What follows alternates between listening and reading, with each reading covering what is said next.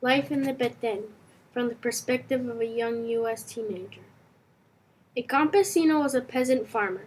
If he is lucky, he owns or has access to a bit of land, and so might periodically have some money when he sells his crops. In the Petén, most campesinos grow corn, beans, sesame seeds, and squash seeds. The campesino who has land can also feed his family with what he grows. Extra money he brings in will go to buying things like sugar, medicine, tools, clothes, school supplies, and other things. There is usually not that much extra money. In Spanish, pobreza means poverty, and the people here, the campesinos, are pobres, poor people. The Petén is the largest department in Guatemala. In fact, it is roughly 1/3 of all Guatemala. There were not many people who lived here until 1960. But then the government encouraged campesinos who had no land in other parts of Guatemala to move here. It wasn't that they were giving the land, but there was land available to use, really.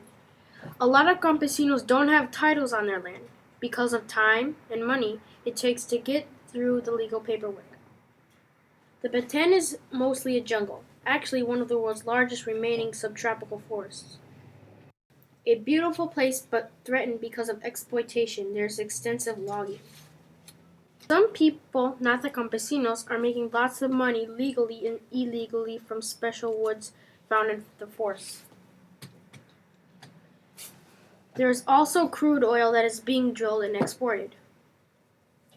One of the main roads running through north and south, you can see these oil trucks transporting oil in a steady flow that eventually gets exported. They have to travel to the same bumpy roads like everybody else because there are not paved roads in the Petén, except the one between the airport in Flores and the mine ruins in Tikal, used mainly by tourists. Other environmental problems come from harmful agricultural practices. Traditionally, small plots for planting corn are cleared of trees then burned, the so-called slash and burn practice. The soil which used to be the forest floor is very thin. Crops only go well for 3 to 4 years, and then new fields need to be cleared. Although you may have not heard of the Petén, you have heard of other forests in the world being exploited and destroyed. Some people are getting rich off this destruction. Some people are enjoying the valuable woods and oil from this exploitation. But most people, or the people who actually live in the Petén, the campesinos, are still poor.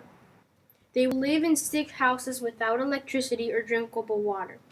They're not using cars. They're not even eating any better. And if things continue this way, it's hard to imagine that things will be any better. These slides were put together by Concern America to give you an idea of what life is like for kids your age and younger in a developing country like Guatemala.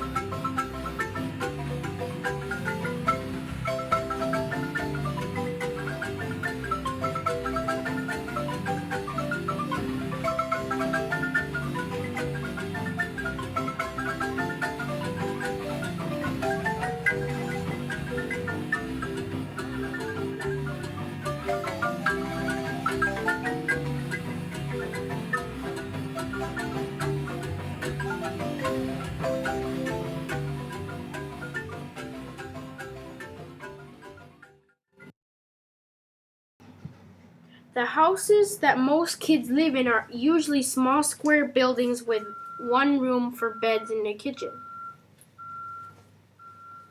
About 6 to immediate family members and usually 1 to 3 extended family members will live in this space. The floors are usually dirt because cement is expensive. Roofs are usually thatched palm or occasionally corrugated steel. Walls are constructed of tied together sticks or boards, or occasionally, if there is extra money, cement block. Gathered wood is used for cooking, and the stove sits on a platform constructed of wood and clayish mud. Almost anything finds a use here in the Petén. Oftentimes, old car parts are used as grates as on the stove. The foods eaten here are beans and rice, different fruits that come in season, and tortillas. Not much variety. Every meal has tortillas and sometimes only tortillas. Girls learn to make tortillas at an early age. The process of making corn tortillas starts with boiling the corn in a lime water mixture, then it is ground into molino or mill. Sometimes it is ground more with a stone. Then it is patted out into tortillas and toasted on a heated metal clay surface called a comal. A campesino who doesn't have land will usually work day jobs in the finca. A finca is a large-scale farm that employs hired hands. There, for a day's labor at the most, he'll hope to get 25 to 30 quetzales, which is under $5. His kids run a higher risk of being malnourished, and they usually don't finish high school. As soon as they can, they too are out doing odd jobs or selling in the streets. Even the campesinos who has land sometimes has to rely on his kids to get the work done. In a way, going to school is a luxury. School is only about 4 hours long, including recess. Goes from first grade through sixth grade. Most towns will have at least a one-room school. But that doesn't necessarily mean they have a teacher. Sometimes they go months without a teacher showing up. If you finish primaria or grade school, you can go to básico, like our high school. Not many kids go to básico because you have to pay tuition, and since básicos are only in the bigger towns, the kids from the other towns also have to pay room and board to live in the town with the school.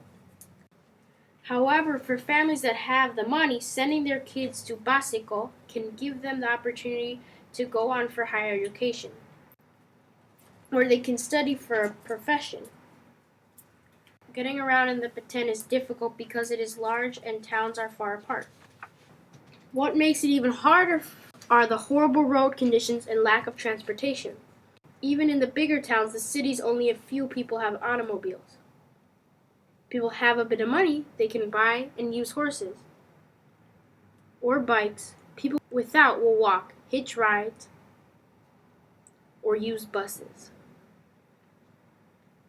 Concern America is a non-governmental organization working in developing nations, helping the people themselves improve their health conditions and health care. They work with groups setting up small businesses to generate income and setting up healthcare systems. Here in the Petén, Concern America volunteers work in training midwives, health promoters, and teaching people to utilize appropriate technologies. All are related to improving health of people in the area.